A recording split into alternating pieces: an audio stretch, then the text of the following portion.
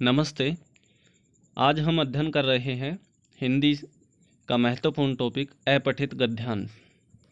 आप चाहे किसी भी स्तर की हिंदी से संबंधित परीक्षा दे रहे हैं तो उसमें अपठित गद्यांश आवश्यक रूप से पूछा जाता है, चाहे उसका स्तर छोटा हो या बड़ा हो, अर्थात चाहे वो बोर्ड क्लासेज हो या कंपटीशन एग्ज़ाम हो।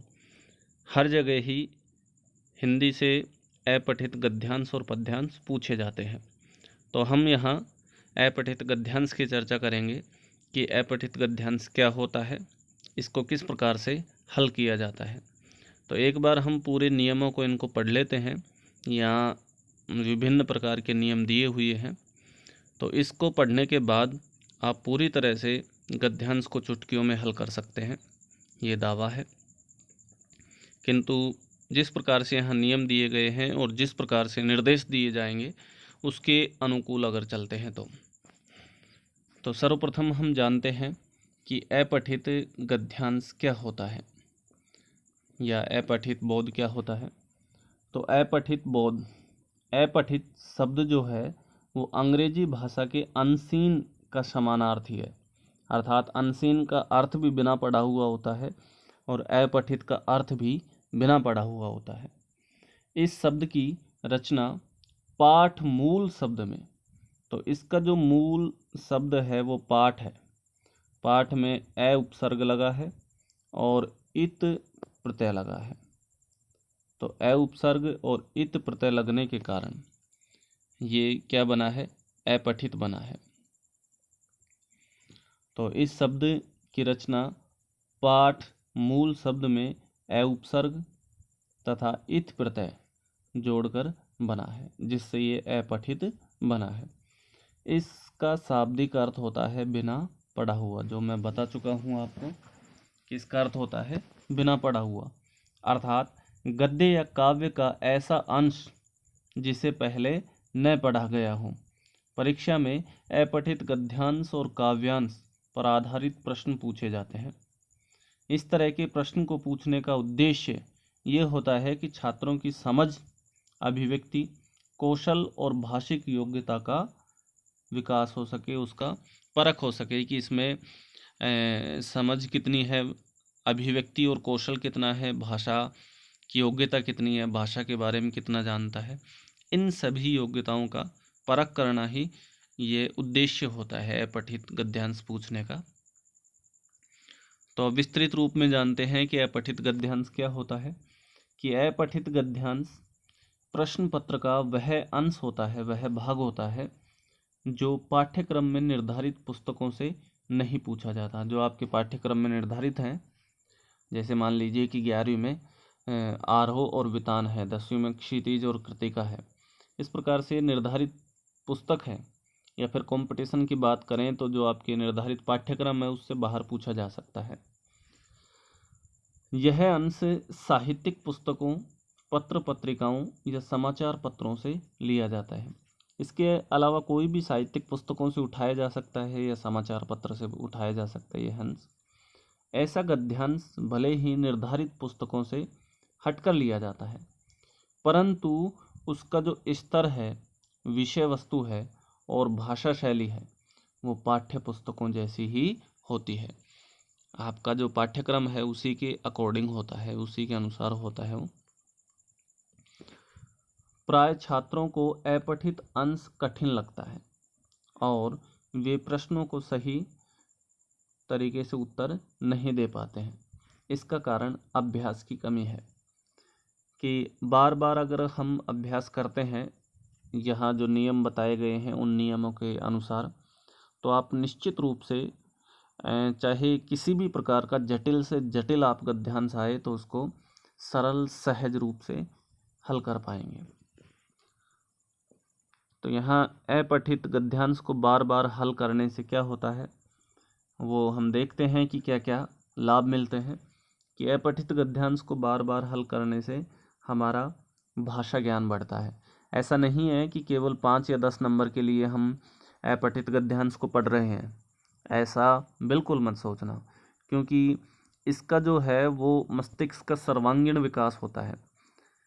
इसमें क्या है कि हम एक चीज़ पढ़ते हैं, ये अपठित गद्यांश, लेकिन ये चहुमुखी लाभ हमें प्रदान करते हैं। जैसे क्या क्या है कि भाषा ज्ञान का हमें विकास होता है, हमारे अंदर भाषा ज्ञान बढ़ता है, नए नए शब्दों, मुहावरों तथा वाक्य रचना का भी ज्ञान होता है। शब्द भंडार में वृद्धि होती है। बहुत सारे शब्द ऐसे होते हैं जो हम नहीं जानते हैं, लेकिन अपठित को पढ़ने के बाद हमें उन शब्दों का ज्ञान हो जाता है। तो शब्द भंडार में वृद्धि होती है, इससे भाषिक योग्यता बढ़ती है।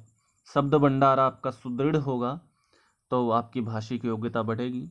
प्रसंगानुसार शब्दों के अनेक अर्थ तथा अलग अलग प्रयोग से परिचित होते हैं, कि शब्दों के अनेक अर्थ होते हैं और उन अनेक अर्थों से हम परिचय कर पाते हैं कि किस संदर्भ में ये अलग अलग अर्थों में प्रयुक्त होते हैं। गद्यांश के मूल भाव को समझकर अपने शब्दों में व्यक्त करने की दक्षता बढ़ती है, कि गद्यांश का मूल भाव समझकर हम किस प्रकार से अपने शब्दों में व्यक्त कर सकते हैं, अपने शब्दों में लिख सकते हैं, या भाषिक जो योग्यता होती है वो भी बढ़ती है। आप निर्बाध रूप से भाषण देने में दक्ष हो सकते हैं इस प्रकार से। तो अपने शब्दों में व्यक्त करने की इसमें दक्षता बढ़ती है। इससे हमारी अभिव्यक्ति कौशल में वृद्धि होती है। जैसा कि भी मैं बता रहा था, किसी के समक्ष अपने विचार रखने की जो कौशल है वो बढ़ता है, भाषण देने का जो कौशल बढ़ता है, मंच पर बोलने का कौशल बढ़ता है, भाषिक योग्यता में वृद्धि होती है और हमारी भाषा संबंधी जो योग्यता है उसमें भी बढ़ोतरी होती है। अब बात ये करते हैं कि अपठित गद्यांश जो होता है उसको किस प्रकार से हल किया जाता है। अभी तक तो हमने इसके लाभ जाने थे कि लाभ क्या होता है। अब ये देखते हैं कि अपठित गद्यांश जो होता है उसको किस प्रकार से हल करें। यही विद्यार्थियों की मूल व जटिल समस्या होती है। तो देखते हैं आइए कि अपठित गद्यांश के प्रश्नों को कैसे हल करें। ये अपठित गद्यांश पर आधारित प्रश्नों को हल करते समय निम्नलिखित तथ्यों का ध्यान रखना आवश्यक है। क्या क्या तथ्य दिए गए हैं ये समझिए, कि गद्यांश को एक बार सरसरी दृष्टि से पढ़ लेना चाहिए। उसे एक बार इस प्रकार से पढ़ लेना चाहिए कि आपके मस्तिष्क में बैठ जाए वो बात। तो गद्यांश को एक बार सरसरी दृष्टि से पढ़ लेना चाहिए और पहली बार में समझ में न आए अंश, जो आप पहली बार में पढ़ते हैं तो वो आपको समझ में नहीं आते हैं, कोई अंश समझ में नहीं आता है, या कोई शब्द समझ में नहीं आता है, या कोई वाक्य समझ में नहीं आता है, उसको गहनतापूर्वक अध्ययन करना है। और जो भी आपको ऐसा लगे कि ये महत्वपूर्ण है या शीर्षक से संबंधित है, उसको आप इस प्रकार से रेखांकित करना है, जैसे मैं रेखांकित कर रहा हूँ। अपने प्रश्न पत्र में इस प्रकार से आप रेखांकित कर लेंगे। और जो आपको जटिल लग रहे हैं, अंश हो, शब्द हो या वाक्य हो, उसको और अधिक गहनतापूर्ण पढ़ना है। फिर गद्यांश का मूल भाव अवश्य समझना चाहिए, कि संपूर्ण जो गद्यांश है वो मूल भाव के इर्द गिर्द घूमता रहता है। तो गद्यांश को एक बार जब हम सरसरी दृष्टि से पढ़ लेते हैं, तो गद्यांश को सरसरी दृष्टि से पढ़ने के पश्चात उसका मूल भाव हमें जान लेना अत्यंत आवश्यक होता है, कि इसका मूल भाव क्या होता है। यदि कुछ शब्दों के अर्थ भी समझ में नहीं आते हैं तो उनका अर्थ गद्यांश के प्रसंग में जानने का प्रयास करना चाहिए। यदि कुछ ऐसे शब्द होते हैं जिनका अर्थ नहीं जान पड़ता है, वो जटिल शब्द होते हैं, तत्सम शब्द होते हैं या उर्दू के शब्द होते हैं, तो वो क्या है कि गद्यांश के परिप्रेक्ष्य में उस पंक्ति से जोड़कर उसका अर्थ निकालने का प्रयास करना चाहिए, कि इस शब्द का इस पंक्ति के परिप्रेक्ष्य में, गद्यांश के परिप्रेक्ष्य में अर्थ क्या निकल रहा है। इस प्रकार से उसका उस शब्द को जोड़ना चाहिए कि वो उस पंक्ति के साथ ही उसका अर्थ स्पष्ट हो सके। कि अनुमानित अर्थ को गद्यांश के अर्थ से मिलाने का प्रयास करना चाहिए। और आपका जो अनुमान किया हुआ अर्थ है, जो आप अपने कौशल और विकास से प्रकट किया है, उस आपके अनुमानित अर्थ को गद्यांश के अर्थ में मिलाने का प्रयास करना चाहिए, कि गद्यांश से मेल खा रहा है या नहीं खा रहा है। तो गद्यांश में आए व्याकरण की दृष्टि से कुछ महत्वपूर्ण शब्दों को रेखांकित कर लेना चाहिए। ये मैं पूर्व में भी बता चुका हूँ कि कोई भी महत्वपूर्ण चाहे वो व्याकरण की दृष्टि से हो या फिर वो शीर्षक से संबंधित हो, तो उस पंक्ति को हमें इस प्रकार से रेखांकित कर लेना चाहिए, जैसे कि ये कर रहे हैं। इस प्रकार से आपको उसको रेखांकित कर लेना चाहिए। इससे क्या होगा कि रेखांकित किया हुआ जो पंक्ति होगी या वाक्य होगा या शब्द होगा, वो उस पर आपकी जो नज़र है वो तीव्र पड़ेगी और आप उसको तुरंत रूप से समझ सकेंगे, आपका इतना समय नष्ट नहीं होगा। फिर है कि अब प्रश्नों को पढ़कर संभावित उत्तर गद्यांश में खोजने का प्रयास करना चाहिए। अब आपने गद्यांश पढ़ लिया और उसमें रेखांकित कर लिया, उसके शब्दों को समझ लिया, संपूर्ण गद्यांश को समझ लिया, फिर ध्यानपूर्वक प्रश्न को पढ़ना है और प्रश्न को पढ़कर संभावित उत्तर गद्यांश में से खोजने का प्रयत्न करना चाहिए कि इसमें खोजा जाए। लेकिन ये भी नहीं है कि गद्यांश से उतार कर और ज्यों का त्यों ही आप उसमें लिख दें। ऐसा भी नहीं है कि ज्यों का त्यों नहीं लिखना है, उसको अपने भाषा कौशल से उसको निर्धारित उत्तर का प्रारूप तय करके और फिर लिखना है उसको प्रश्न की शैली में जोड़कर। जैसे किस परिप्रेक्ष्य में ये पूछा गया है कि, तो इसमें ये जोड़ा गया है कि इस परिप्रेक्ष्य में यह पूछा गया है कि, जैसे मोहन को यह दुख क्यों हुआ, कि मोहन को यह दुख इसलिए हुआ कि, इस प्रकार से क्या है कि उस प्रश्न की शैली से उत्तर को जोड़कर और फिर उसका जवाब देना चाहिए अपनी सहज सरल भाषा में, पंक्ति उठाकर। और आपको सीधी की सीधा गद्यांश में नहीं लिखना है। तो शीर्षक समूचे या संपूर्ण गद्यांश का प्रतिनिधित्व करता हुआ कम से कम एक सटीक शब्दों में होना चाहिए। और आपका शीर्षक इस प्रकार से होना चाहिए, जैसे अनुशासन से संबंधित गद्यांश है तो उसमें हम शीर्षक लिखेंगे अनुशासन का महत्व। नैतिक शिक्षा से संबंधित है तो नैतिक शिक्षा लिखेंगे। जैसे यहाँ दिया हुआ है आकाशगंगा, तो आकाशगंगा लिखेंगे। तो शीर्षक का जो आपने चयन किया है वह शीर्षक गद्यांश का प्रतिनिधित्व करता है, इसलिए छोटा सा छोटा लिखा होना चाहिए लेकिन सटीक शब्दों में होना चाहिए। अर्थात गागर में सागर होना चाहिए, कम शब्दों में अधिक बयां करने वाला होना चाहिए। प्रतीकात्मक शब्दों एवं रेखांकित अंशों की व्याख्या करते समय विशेष ध्यान देना चाहिए। जो प्रतीकात्मक शब्द होते हैं जिनका प्रतीक की दृष्टि से अर्थ निकलता है, या जो आपने रेखांकित अंश किया है उसकी व्याख्या करते समय विशेष ध्यान देना चाहिए, उसको पहले पूर्णतः समझ लेना चाहिए। मूल भाव या संदेश संबंधी प्रश्नों का जवाब पूरे गद्यांश पर आधारित होना चाहिए। तो मूल भाव या संदेश संबंधी प्रश्नों का जवाब पूरे गद्यांश पर आधारित होना चाहिए। तो मूल भाव या संदेश से संबंधित जो भी प्रश्न है वो उस गद्यांश से संबंधित ही होना चाहिए, गद्यांश से बाहर नहीं होने चाहिए। उदाहरण स्वरूप, जैसे कोई उदाहरण मांगे गए हैं तो उदाहरण स्वरूप आप गद्यांश से बाहर दे सकते हैं, किसी कवि लेखक की उदाहरण दे सकते हैं, उनकी पंक्ति रख सकते हैं, लेकिन वो जो संदेश पूछा जाता है वो उसी से संबंधित होना चाहिए। मूल भाव जो पूछा जाता है वो गद्यांश से संबंधित होना चाहिए। प्रश्नों का उत्तर देते समय यथासंभव अपनी भाषा का ध्यान रखना चाहिए कि आपकी भाषा इतनी ग्रामीण या आंचलिक शब्दों से पूर्ण नहीं होनी चाहिए, या इतनी जटिल भी नहीं होनी चाहिए।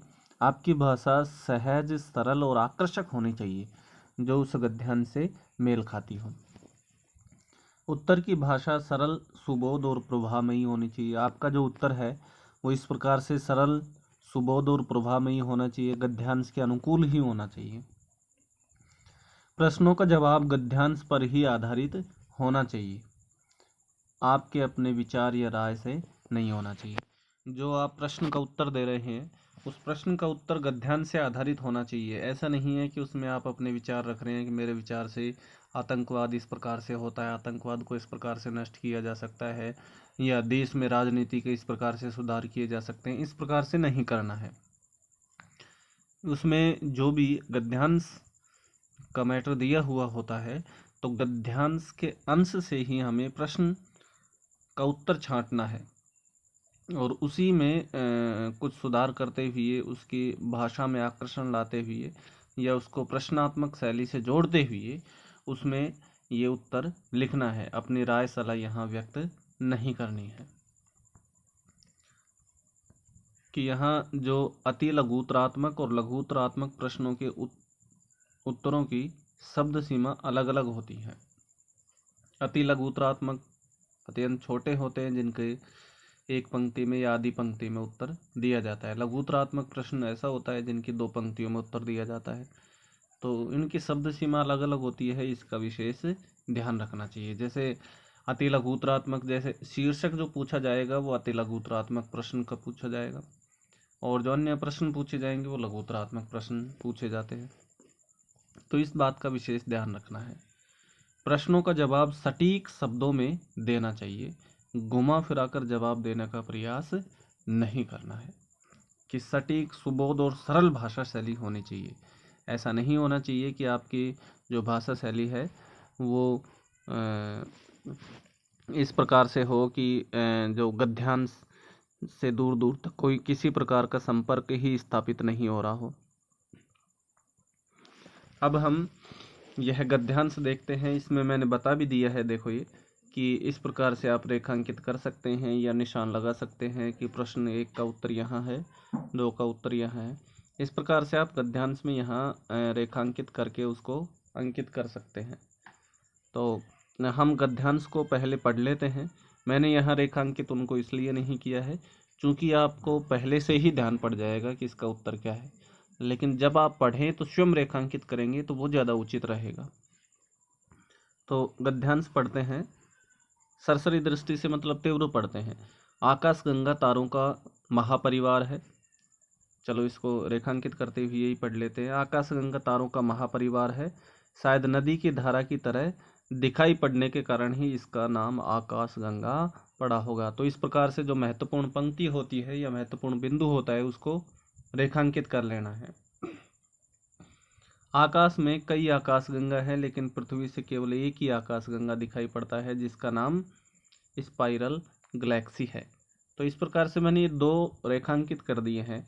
यहाँ आकाश गंगा नाम पड़ा होगा किस कारण से, और जो आकाश गंगा दिखाई देती है उसका नाम क्या है। तो इसी प्रकार से आपको भी रेखांकित करना है।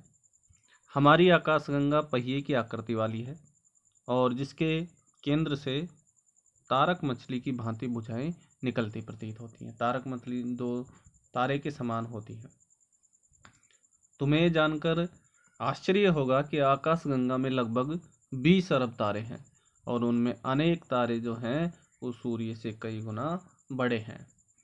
तो पृथ्वी से समतल पट्टी जैसी दिखने वाली इस आकाश गंगा को ऊपर या ठीक नीचे देखा जाए तो बीच में उभार लिए प्लेट की तरह दिखेगी।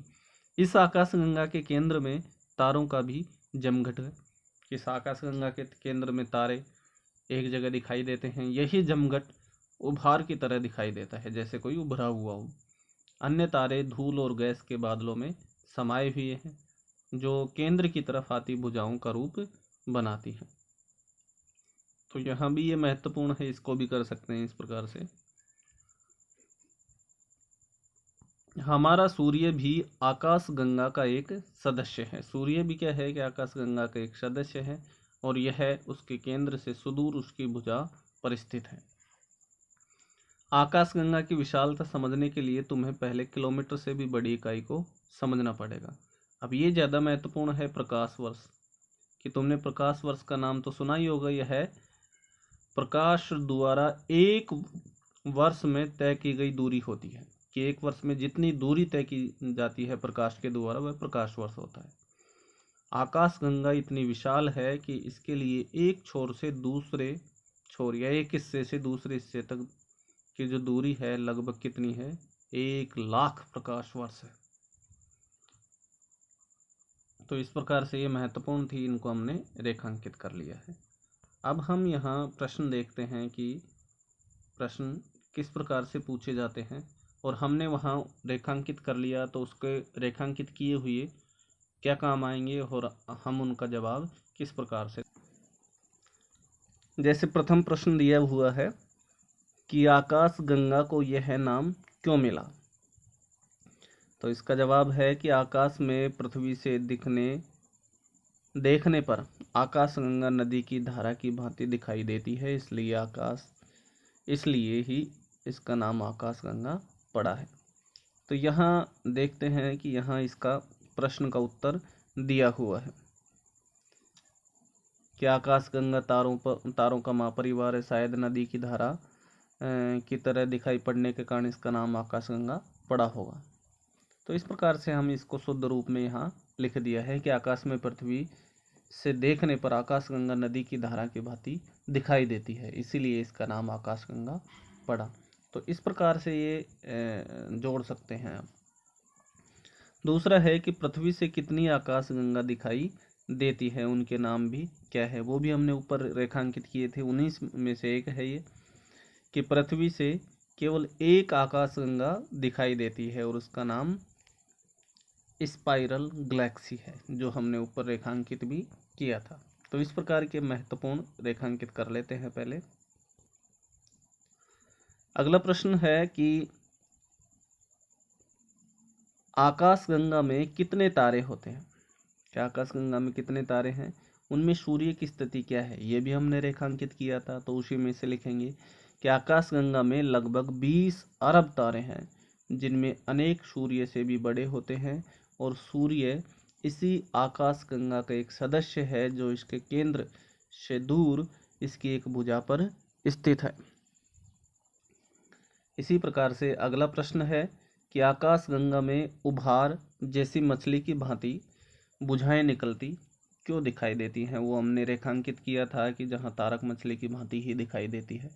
तो वहीं से इसका उत्तर आ जाएगा कि आकाशगंगा देख सकते हैं कि ऊपर देख लेंगे, ये दिया हुआ देखो कि आकाशगंगा के केंद्र में तारों का भी जमघट है, यही जमघट उभार की तरह दिखाई देता है। तो इस प्रकार से आगे तक है, जिसका हम यहाँ शुद्ध रूप में इसको लिखते हैं कि आकाशगंगा में उभार और मछली की भांति भुजाएं निकलती क्यों दिखाई देती हैं, कि आकाशगंगा के केंद्र में तारों का जमवाड़ा है, और यही जमवाड़ा अर्थात वहाँ जमे हुए हैं, टिके हुए हैं, उभार की तरह दिखाई देता है। कि आकाश मंडल में अन्य तारे धूल और गैस के बादलों में समाये हुए हैं, इनकी स्थिति देखने में मछली की भुजाओं की भांति निकलती सी प्रतीत होती है, जैसे कि मछली की भुजाएं निकल रही हों। फिर अंतिम प्रश्न पूछा गया है कि प्रकाश वर्ष क्या है, गद्यांश में इसका उल्लेख क्यों किया गया है। देखो ये दिया हुआ है लास्ट में कि ये प्रकाश वर्ष क्या होता है, ये किस प्रकार से होता है। इसका उल्लेख इसलिए किया जाता है किलोमीटर जो होती है जिसका मापन करते हैं, तो वो कम पड़ जाती है, क्योंकि इसका जो है आकार विकार है वो अधिक होता है, इसलिए प्रकाश वर्ष से ही इसका मापा गया है। तो इसका उत्तर होगा कि प्रकाश वर्ष लंबी दूरी मापने की इकाई है। यह एक प्रकाश वर्ष प्रकाश द्वारा एक वर्ष में तय की गई दूरी होती है। गद्यांश में इसका उल्लेख आकाशगंगा की विशालता बताने के लिए किया गया है, जिसकी लंबाई 1,00,000 प्रकाश वर्ष होती है। तो वो लंबी दूरी मापने के लिए ही होती है, किलोमीटर सीमित दूरी के लिए होती है, क्योंकि आकाशगंगा इतनी विशाल है, महान है, जिसका हम किलोमीटर से नहीं माप सकते हैं, इसलिए उसकी जो मापन इकाई है वो प्रकाश वर्ष रखी गई है। और प्रकाश वर्ष जो होती है, एक वर्ष में जो प्रकाश से जो दूरी होती है, दूरी तय की जाती है, वही प्रकाश वर्ष होता है, और उसकी लंबाई बताई गई है कि 1,00,000 प्रकाश वर्ष है आकाशगंगा की। तो इस प्रकार से हमने एक गद्यांश अध्ययन कर लिया है, उसके प्रश्नोत्तर, इसके नियम भी पढ़ लिए हैं। आपको एक बार समझ में ना आए तो 2 बार देख सकते हैं, लेकिन बार बार इसका अभ्यास करते रहने से आपको गद्यांश अवश्य समझ में आ जाएगा। इसके लिए मैं आपको और 3-4 गद्यांश करवाऊँगा। पहले आपको गद्यांश दूंगा, उसके बाद में आप स्वयं इसका अध्ययन करेंगे तत्पश्चात मैं दूसरे वीडियो में इसके आंसर्स लगाऊंगा और ये भी बताऊंगा कि किस प्रकार से इसमें से उत्तर छांटे गए हैं। तो ये 2 3 4 5 अगर हम करेंगे तो इस प्रकार से ये स्थायी हो जाएगा कि इसको कभी नहीं भूल पाओगे, फिर दोबारा इसको पढ़ने की आवश्यकता नहीं होगी, एक बार अभ्यास करने की आवश्यकता है। तो अब इस वीडियो में इतना ही, नेक्स्ट वीडियो में इसी से संबंधित देखते हैं। धन्यवाद।